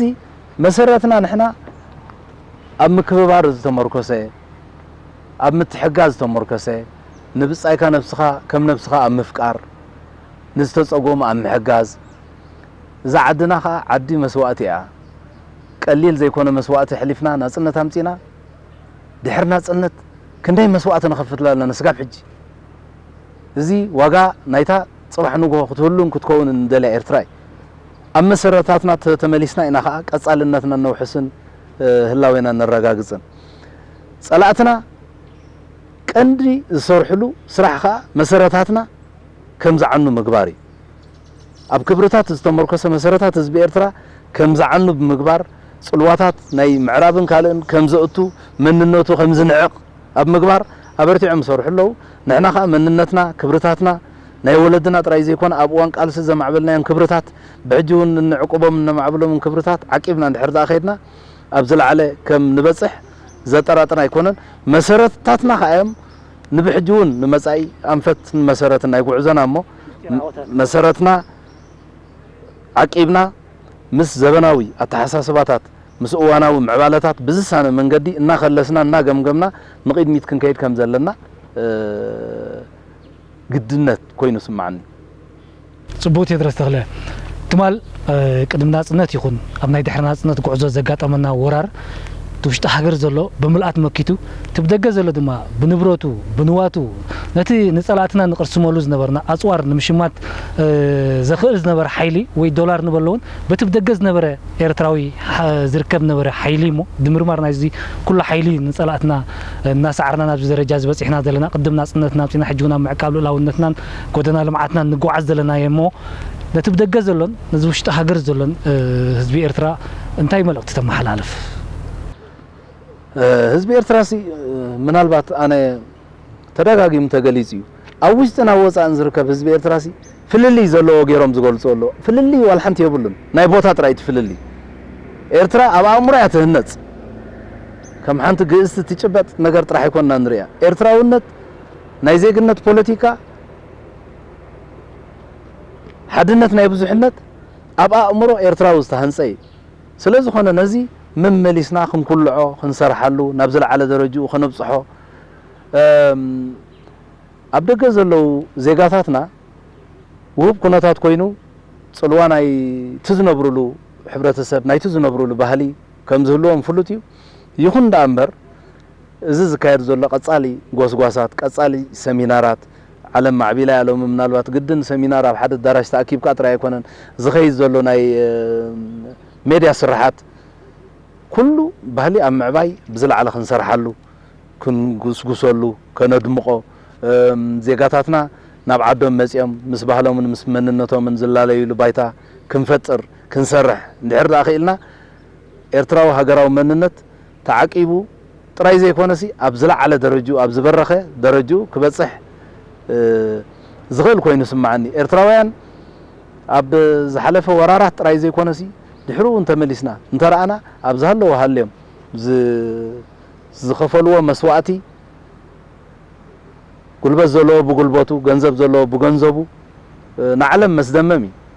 ዓለም ህዝቢ ኤርትራ ክሰዓር መንግስቲ ኤርትራ ክሰዓር ተረኣ ኮይኑ ኩሉ ዓይነት ሓገዛት ካብ ደገ ካብኣቱ ከምዘ ይብሉ ንምግባር ዝሰርሕዎ ስራሕ ኣብ ኤምባሲታት 2% ንሃገርኩም ከይትኸፍሉ እንዳበልካ ዝግበር ዘሎ ቀጻሊ ጎስጓሳት ተሳዒሩ ይኽበሃል ይከኣል ኤርትራውያን ሕልፍ ሓሊፎም ገለ ሃገራት ኣብ ቤት ጽሕፈት ኤምባሲ ከይኣትዉ ቀጻሊ ሓለዋ ናይቶም ሃገራት እናተገብረሎም ኤምባሲታትና እናተዘምተ ኣብ ውሽጢ ሃገሮም መጽኦም 200 እናኸፈሉ ንሃገሮም ኣድላይ ኣበርክቶ እናገበሩ መጽኦም ነፃ ኣገልግሎት እናሃቡ ዝኸዱ ዘለው ስለ ዝኾነ ብዙሕ ስክፍታ የብለይን ግን ኤርትራውያን ኣብ ወፃእ ዘለው ካብኡ ንላዕሊ ንሃገሮም ክሰርሑ ንኹሉ እንተታት ድልዋት ክኾኑ ካብ ትሕቲ ሃገራዊ ተሓሳስባታት ኣዝዮም ክርሕቁ ዝሓደ ሓደ ንሰምዖ ጽብብ ዝበለ ተሓሳስባ ዘለዎም ብዛዕባ አውራጃ ብዛዕባ ዓዲ ዝዛረቡ በቀጻል ክንቃለሶምን ክንምክቶምን ክንብድሆምን ከም ዘለና ጥራይ ከዘኻኽር ይደል ሃገር መስዋዕትያ ናይ ሓባርያ ነቲ ሓደ ተቆርቦ ነቲ ሓደ ትርሑቕ ኣይኮነትን መንግስትን ህዝብን ኤርትራ ከዓ ማሕበራዊ ፍትሕን ምርግጋጽ ኣበርቲዖም ለይትን ቀትርን ሰርሑለው ኣብ ርሑቕን ቀረባን ኣብ ገጠርን ከተማን ኣብ ወሰንን ማእኸልን ሓደ ዓይነት ምዕባለ ሓደ ዓይነት ደረጃ ንምምጻእ ቀጻሊ ጻዕርታት ይካየድ ኣሎ ዝተፈላለዩ ናይ ማሕበራዊ ኣገልግሎት ናይ ትሕተ ቅርጺ ሃዋሃው እናተሰርሐ እናተዋደደ እዩ ዝኸይድ ዘሎ እዚ ከዓ ሳላ ሓድነት ሳላ ተወፋይነት ናይቲ መንግስቲ እዩ እሞ ነዚ ክንሰርሓሉ ክንኩስኩሶ ክንኩልዖ ነቶም ትሕቲ ሃገራዊ ተሓሳስባ ዘለዎም ኣብ ከባቢና ዝርከቡ ከዓ ብትብዓት ክንብድሆምን ክንቃለሶምን ከም ዘለና ምክንያቱ መሰረት ህላዌና ሓድነትና ስለ ዝኾነ ጥራሕ ክብል ደሊ ጽቡቅ ቴድሮስ ተክለ ዝኸበርኩምን ዝኸበርክንን ተኸታተልቲ ኤኤምኤን ኩሉ ግዜ ብጭቡጥ ሓቂ ምስ ንሪኦ እንታይና ንብል ኤርትራ ሃገር ሕድራ ሓደራ ኤርትራ ዓጽመ ደም ሰማዕቲ ዝሓጹራ ዝብል መትከላዊ ዜማን ዕላማን ዘለዎ እዩ ህዝቢ ኤርትራ ካብዚ መንፈስ ዝተበጊስና ናይ ድማ ዝነካይዶ ዘለና ዕላል ምስ ብጻይ ቴድሮስ ተክለ ኤርትራ ሃገረ ዝኽሪ ሓደ ሃገረ ሓባራዊ ታሪኽ ኢልና ነካይዶ ዘለና ዝዕላልና ቴድሮስ ናባኻ ክምለስ ኣብ ታሪኹን መልስ ኢልና ምስ ንሪኦ ኣቐዲምካ እውን ተናኺፍካ ጸኒሕካ ቁሩብ ዕሙቕ ክብል ስለ ዝደለይኹ እየ ኣብ ዓለም ውዱቓት ዝበሃል ሃገራት ኣለኻ ውዱቓት ሃገራት ኢልና ንጽውዕን እንታይ ኮይነን ውዱቓት ሃገራት ኮይነን መልሲ ካባኻ ቴድሮስ ሃገራት ቀጻሊ ስራሕ ብምግባር እየን ዝዕቀባ ሓንቲ ሃገር ብቕዓት ምስ ዝህልዋ ጥራሕ እያ ቀጻልነታ ተውሕስ ብቕዓት ዘይብላ ሃገር ቀጻልነታ ኣይተውሕስና ኤርትራ እዚ ኩሉ ፈተነታት ናይ ቅድሚ ናጽነት ሰጊራ ናጽነታ ረኺባ 30 ዓመት ኣብ ቀጻሊ ህውከት ኣብ ቀጻሊ ተጻብኦ እቶም ዓንተወይ ዝጠቐስናዮም ብስም ሰብኣዊ መሰላት ብስም ዶብ ኤርትራ ተኽታኺት እያ ኤርትራ ከምዚ ገባሪት እያ ኤርትራ ክትቅፅዕ ኣለዋ ክትእገድ ኣለዋ እንዳበልካ ዝኸይድ እዚ ኩሉ ጸቕጢ ኣብ ርእሲ ኤርትራ እናተገብረ እንከሎ ከመይ ኢላ ሰሪራ ዝሃገር እዚኣ እንታይ ኮይና እያ ጠጠው ኢላ ንዓለም ዝገርም ነገር እዩ ማለት ንሕና ኤርትራውያን ግን ኣብ ቀጻሊ መስዋዕቲ ኣብ ቀጻሊ ስራሕ ኢና ዘለና ብዘይካ በቂዕኻ ምህላው ካልእ ኣማራፂ ስለ ዘይብልና ስለዚ ስለዚ በቃዕና ንኹሉ ፈተናታት ናይ ገዳም ስለ ዝሰገርና ኢና ስጋብ ዝእዋን እዚ ንቃለስ ዘለና ማለት ካልኦት ሃገራት እንተራአና አንቶይ ናይ ሶማል ጠቅስ ነይረ ሶማል ሓንቲ ሃይማኖት ዘለዎም ህዝቢ ሙስልምና ሓደ ብሄር እንታይ ኮይኖም ዳ ኣብ ከምዚ ደረጃ ተኸፋፊሎም እንታይ ኢልና ካብቲ ሃገራዊ ተሓሳስባ ናብ ዝተሓተ ደረጃ ናብ ቀቢላ ናብ ዓሌትን ስለ ዝወረዱ ጸላኣኻ በቲ ድኹም ጎድንኻ እዩ ዝመጻካ መመሊሱ ነቲ ድኹም ጎድንኻ ናዕበየኻ እዩ ዝሰርሕ ማለት እዩ ካልኦት ሃገራት ኣብ ከባቢና በዓል ሊብያ ዓርሞሸሽ ዝኾነት ሃገረ ሊብያ ማዕመር ቃዛፍ ዝመርሓ ዝነበረት ሊብያ ኣብዚ እዋን እዚ ነዛ ንምንባር ነዛ ድራር ዕለቶም ንምርካብ ዝጽጎሙ ዜጋታት ዘለዎ ሃገር እያ ሓደ ርጉእ መንግስቲ ዘይብላ ኣብ ቀጻሊ ኩናትን ናይ ምዕራብ ናይ ሰሜን ናይ ደቡብ እንዳበልካ ካልኦት ሃገራት እውን ብዙሓት ክንጠቅስ ንኽእል ኢና ኣብ በዓል ሶርያ ተሪኢኻ ኣብ ጉዳይ ናይ ሃይማኖት ኣብ ጉዳይ ናይ ብሄራት ዝመጽእ ዘሎ ቁርቁስ ጎረቤትና ሱዳን እንተረኣኻ ዘሎ ኩነታት ዘሎ ናይ ምክፍፋል ተሓሳስባታት ትሕቲ ሃገራዊ ዝኾነ ተሓሳስባታት ብዞባታት በዓሌት ትማሊ ናጽነታ ዝረኸበት ደቡብ ሱዳን ከም ኣብነት እንተወሰድና ናጽነታ ካብ ትወስድ 10 ዓመት ኳ ሃይገበረት ኣብ ብሄርን ኣብ ቀቢላን ዝተመርኮሰ ቀጻሊ ግርጭትን ኩናትን ኢትዮጵያ ኣብ መስርሕ ምስጋር ትርከብ ዘላ ሃገር እኳ እንተኾነት ወያነ ዝመርሓ ኢትዮጵያ ናይ ብሄራት ኢትዮጵያ ሓድነት ኢትዮጵያ ክትዕቅብ ኣይኮነትን ነቲ ሃገር ብብሄራዊ ኣተሓሳስባ ከፋፊልካ ብዛዕባ ብሄሩ እምበር ብዛዕባ ሃገሩ ዘይሓስብ ሕብረተሰብ ብምህናፅ ኣብ ቀጻሊ ነውፅን ቁርቁስን ንምእታው ዝተፈተነ እዚ ኩሉ እንጠቕሶ ዘለና ኣብነታት ብመንፅር ኤርትራ ከመይ ንሪኦ ናብ ዝብል ነጥቢ ዝወስደና ኣብ ኤርትራ ግን ኣብ እዋን ቃልሲ ዝተሰርሓሉ አንቶ ይጠቅስ ነይረ ንትሕቲ ሃገራዊ ኣተሓሳስባታት ዜሮ ተጻዋርነት እዩ ዘሎ መንግስቲ ኤርትራ ኣብ ትሕቲ ሃገራዊ ጉዳያት ተሪር መርገፂ እዩ ዘሎ ሸለል ዝበሃል ነገር የለን ስለ ዝኾነ ሓድነትና ክንዕቅብ ንብዙሕነትና ከም ምራቕ ርኢና ክንሰርሓሉ ብዙሕ ስራሓት ተሰሪሑ እዩ ሓደ ብሄረ ትግርኛ ቋንቋ ትግረ ክመልኽ ሒኹ ይብል የፍቅሮ ይፈትዎ ሓደ ትግርኛ ክዛረብ ከሎ ብሓበን እዩ ዝዛረብ ኣብ ባሮንቶ ከይድካ ሓደ ኹናማ ናይ ካልእ ብሄር ቋንቋ ክዛረብ ክፍትን እንከሎ ባህታ ፈጥረሉ ሳዕስዒት ናይ ዓፋር ክትርኢ ከለኻ ባህታ ፈጥረልካ ናይ ትግራይ ሸሊል ክትርኢ ከለኻ ባህታ ፈጥረልካ ካልእ ብሄር ከለኻ ስለ ዝኾነ ኣብ ኤርትራ ምትሕቑቃፍ ናይ ብሄራት ጥርዚ ዝበፅሐ እዩ ሰማይ ዝበፅሐ እዩ እሱ ኸ ኢና ብሓድነት ዝወስደና ኣብ ባህሊ ኣብ ካልእ ሓባራዊ ምትእስሳራት ዝፈጥሩ ኩነታት እናዕመቑናዮም እናዕበናዮም ስለ ዝኸድና እዚ ወለዶ እዚ ካብ ትናይ ኣቦታቱ ሓድነት ወፂኡ ካልእ ኩነታት ዝፈጥረሉን ዝሪኤሉን ባይታውን የብሉ ሓድነቱ ዓቂቡ መንነቱ ዓቂቡ ሓባራዊ ምትእስሳር ፈጢሩ ዝኸይድ ዘሎ ህዝቢ ስለ ዝኾነ ኤርትራ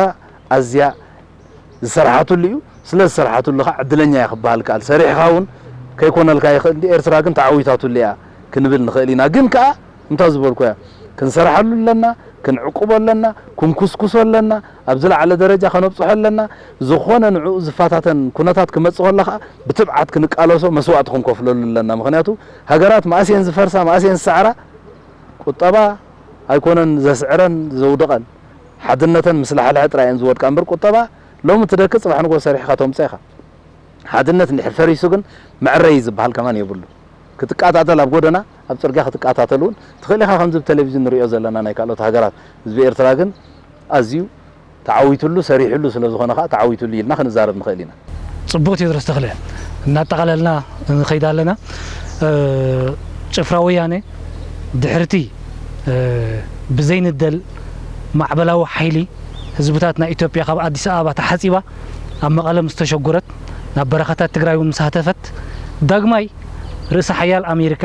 ነዚ ጭባጡ ጉጅለ ናብ ስልጣን ናይ ምምላስ ዝገብሮ ዘሎ ምውስዋስ ምስጢሩን ምክንያቱን እንታይ እዩ ትብል ብርድኢትካ ልክዕ ከምቲ ዓንቶ ዝበልናዮ ኣሜሪካ መሳርሒ እዮም ዝደልዩ ባዕሎም መፅኦም ኣይዋግኡኻን እዮም ኣሜሪካ ንናቶም ኣተሓሳስባ ኣብዚ ከባቢ ዘስርፅ ሓደ ተለኣኺ ክፈጥሩ ነይርዎም ተላኣኸ ወያነ የማሃኒጾም ወያነ عصب أقلقالي نا أمريكاي متان كخدم متان تعسيب خير كا كند صلاة حزب إرترا استغيره ويانا صلاة حزب إرترا ويانا أب زحلفة ثلاثة ورارات تملسنا تاريخ تذكرنا ويانا أبتخبص حزق على بوتاتات زقبر أنا وارتكبر نقول حزب إرترا على من جهودي أبايتي مفراس تراي كونن أبايتي سبحان الله تهمسيخا حاولتي مطراب مفراس تاريخ مننت الناتنا نحكو نتي النية له حبراو زخرنا حبراو مننتنا هنيسنا لنا نخول علو مسرتنا خطفو زغبروا حلف حليفهم كا مقابرنا مقابر سماعتاتنا كفحرو كساب زبصحو زدفورو له خناتات ازي اقلقلنا يمخان عصبنا يمخان مرحي حجر أب ميديا أب تلفزيون قريبو تطلعوا حبر عينهم بانت زي بلنا كنسوقوكم زخنا زخل كلنا أكال يلن كبل زدفرولو تناوتهم قدام منيستر ملس زيناوي كتسمعوا خلاها كمان زس دم مكاي جن عصب ناوتهم سلا زخنا يا تجاجل لها هيبولون أبزوان نريا زلنا ويانا أسرع شو عتن عامتني إثيوبيا ناب عليتن قبيلان كفافيلو متان كجزء فلالي خو جزء اب ساعات زي كاب سلطان تسوقيغو ناب مقاله مسكده سلازي دقسه كملس كسعره نا اديس ابا كملسه اتناي قدم عبللاين ጭቆናين كقصله لوخ كوينا خغلغل سلاز بلت راي بدغفنا معرباوين حيلتات 4 احدار متقعتي ابناي سمين از كفيتو قلطف قبر ملسي سلاز توهبو اويست 21 معلتات ملا تግራይ لقيقو نبرهاتات تግራይ هاديمي از استسعر سرعت استسعر ጉጅለ جونتا ናብ ስልጣን ንምምላሱ زي تسرح سرح يلن ናብ ስልጣን ولا انت زي تملسه كم حدا ابواغ عداغا مواغي يزخون مس ماكلاي منغستي ززات اكال غيركان مهناصو استغبر فتنه يزخلو نريو زلنا بسم رديت استراققه تكنولوجي حبريتا كم زركب ገንዘብ ከም ዝረክብ ናይ ሚድያ ሓገዛት ከም ዝረክብ ሱር ናይ ስለያ መሳርሒታት ከም ዝረክብ እና ገበርካ ነዚ ዝጠፍአ ጃንዳ ህይወት ክሰኩዕ ንምግባሩ ዝተፈተነ ስራሕ ቀሊል ኣይነበረን እቲ ጽቡቕ ነገሩ ወያኔ ኣብ ትግራይ ተመሊሱ ጥራይ ከይኣክልዚ በታ ዝረኸበ ዓድል ተጠቂሙ ናብ ክልል ኣምሓራን ናብ ክልል ዓፈርን ንምእታው ዝገበሮ ፈተነ ኣብ ኢትዮጵያ ኣብ ህዝቢ ኢትዮጵያ ዘይተጸበዩ ሓድሽ ንቕሓት ይፈጢሩ እዚ ንቕሓት እዚ ኸ ነዚ ዕሱብ ጉጅለ ንምድምሳስ መወዳእታ ዘይብሎም ወታደራት ናብ መሰልጠኒ تعليم كاتو زدل مقرراب كغبرو هاجرنا خام مفراس كندحنينا يلوم كسرحو ليتن قطرن اب مساخوت تلفزيون نعزبو زلنا حقي سلازي ويانه عصب اغلغال ناي معرابي سلاز خونا خاينا حزب ኤርትራ መሲው ጸላ حزب ኤርትራ ጥራይ ከይኮነን ጸላ حزب ኢትዮጵያውን ስለዚ ነበረ ሕጂ ኣብ ዓዶም እንታይ ክኸውን ኢና ንዕዘብ ዘለና ويانا كل حزب ኢትዮጵያ ፈሊጥዎ بحد قال نعو نمطفع تسيو ابزلو لخناتات ኢና ንዕዘብ ዘለና امريكا خا بانصارو نتي زحسبو اكي علامات اكي تلمي እና ፈረሶም ኣብ ጭንቀትን ኣብ ቁሉላውን ይርከብሉ ኢልና ክንዛረብ ንኽእል ኢና ምክንያቱ ወያኔ ኣብ ሰዓት እዚ ካንጽዎ እኳ እንተፈተኑ ኣብ ቅድሚ ሓይሊ ህዝቢ ኢትዮጵያ ኣብ ቅድሚ ፍትሒ ኣብ ቅድሚ ሓቂ ጠጠው ከብሎ ዝኽእል ዓቅሚ ስለ ዘይብሉ ሎሚ ጽባሕ ምባል ክርከብ ንሪኦ ኣለና ስለዚ እዚ ንህዝቢ ኤርትራ ምናልባት ህዝቢ ኤርትራ ነዊሕ ዝደኸመሉ ዝተቃለሰሉ ስለ ዝኾነ ህዝቢ ኢትዮጵያ ሎሚ ንወያነ ብዝለዓለ ደረጃ ኣብ ምግጣምና ምቅላስን ዝርከብ ዘሎ ግን ናይ ብሓቂ ወያነ ባዕሉ ሓደ ሓይሉ ኮይኑ ዘይኮነሲ عصب أقلقالي كدامي ناي معرباوين حيلتات كوينو نخيد هيوات نخزر زقوبو زلو قالسيو أمونغو حقن أمونغو حصوتن أمونغو فتحن أمونغو عمزن كا زكاير زلو قالسي نريو لنا مالتي فتحن حقن كم زعوت كا تاريخ زمهرنا سلازخنا أو نطارطور لخناتات يلا صبو تدرس تخلي زخبركن تخاتلتي AMN كمتي كاب تاريخ زي مهارو تاريخ يدومو زبال حزب إرتراون حجي أبزحلو قرنع يهلو تاريخ قدمو كدقمن سرتنا قحتو كعبن كدهلل كم زي بلون يتدرس ملوقت زم حلالف زلو أبتزل علنا زعبا إرترا هاجر حبراو زخري حبراو تاريخ بزبل زرعلنا زعبا دما صبق مبرهي يهبنا له بس من كل خاطر سمعتنا دما أزينا نمسجنا نعم تقلال قصنا هنكيد تدرس تغلى أمود أتامو بزقات أمزي وبنابا أوش تهاجرن وصان كوين زكاتاتلنا زلو تخاتاتلنا انتاي ملقتيخا تم حلالف مزي العلنا زلنا زعبا إرترا هاجر حبراوي زغري حبراو تاريخ بزعبا زبل العلنا نزاربلو زلنا طبي انتاي مزازم مقالات تقبلنا بوخن زازم بحقي إرتراو مخانسي حجي إرتراو سلازخون كاتبلو زي كونسي بمزمات سلن فولطتني عالم بوليتيكاون سلن ريو إرتراو مخان عبو خبري سلمتاي كبر زخون أبتع أنتوي دقاقيمنا خنقول تزوعلنا أبنويح متأسسار أبنويح تاريخ أب حضارة وزخر ازدهانس مننت سلازلناي نحنا إرتراوية بمسواتي بسنكلنا بسدت بقفعي بمأسرتي سجيرنا إنا ناسنتنا رخيبنا أوفويلنا هاجرنا خنهان زعانوا عدنا كنا معبل أبستبقسنا له خلاص كله خنت أوسز وعلنا فتنات سجيرنا إنا نزوم كلهم فتنات ذا نيشت هاجر وحد هزبا كتبا أزيو استدرته سريحنا وكخن عبيا نخل تخنا زغلو تصابو مدليا دونيرو انتاي سلازخونه دايو زتصابو ازي بزلا على درجه سقاف حجي زقصل زولي نخن حتى قدنت يخون تصابو كقارص حجونا ينصبن ازي زهانصنا يحدنت ابز حلف 8 عمت كوسكيسنا ابزلا على درجه زبصحنايو هاجراو مننت نابزلا على درجه خنبصحون كنعقبون زي تحلل صعر خنقبر كم زلنا طراي كزخاخر زدلي حزب إرترا ود خبسا ود قلا كريستنا مسلمنا تبعتها يا نستاي كله اب هاجراو مننتن استمسرته زيغنتاوي هاجر بمهناص نخلهم انتታት كسعرهم كم زخل زحلفه تمكرنا ميروناي حجون تاريخنا زلو زوحده ايو وننتي نصا بوليتيكاو مسمرنا خنكون هاجرنا نابزل على درجه كنبصح نتكات ولودታት سمرتن ستمتن حدنتا زعقبتن هاجر زي تشرارفت هاجر كنركب زحلف زلو مسرح قليل ايكونن يخون دانبر مس إثيوبيا زنبره مسمس نايدوب تعصي فايلو تصابو ناي معرباوين حيلتات مرغصينا سلازفلطو والا خاو انت زي تعاليو حدنتنا سميرنا اب نصا بوليتيكاو مسمرنا رغيصنا نخنكيد زصقمنا سلازيله زترفنا وحد مخانو كغنزب يدلي قرب تتصميمنا خا ناب زبره ناب زرهاو مدرخ كنساغاغر سلازخنا او وستن اب وصان تركبو حزبنا بقون دخا من اسيات تركبت هاجر زهاجر زيان هاجر من اسياتيا من اسيات يوم سو لا كل غزي من اسيات يوم زدخملا من اسيات يوم زطقوملا سم قايم صيرهم نابزل على زبصحوامو اجوخم اجونا ايدني تتحيزنا تريفنا زول حصير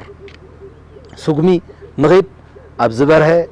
مدرخ كم نبصح زطراطر ايكونن إرترا كعنبب إرترا هاجرنا بسلام تنبر يغني لي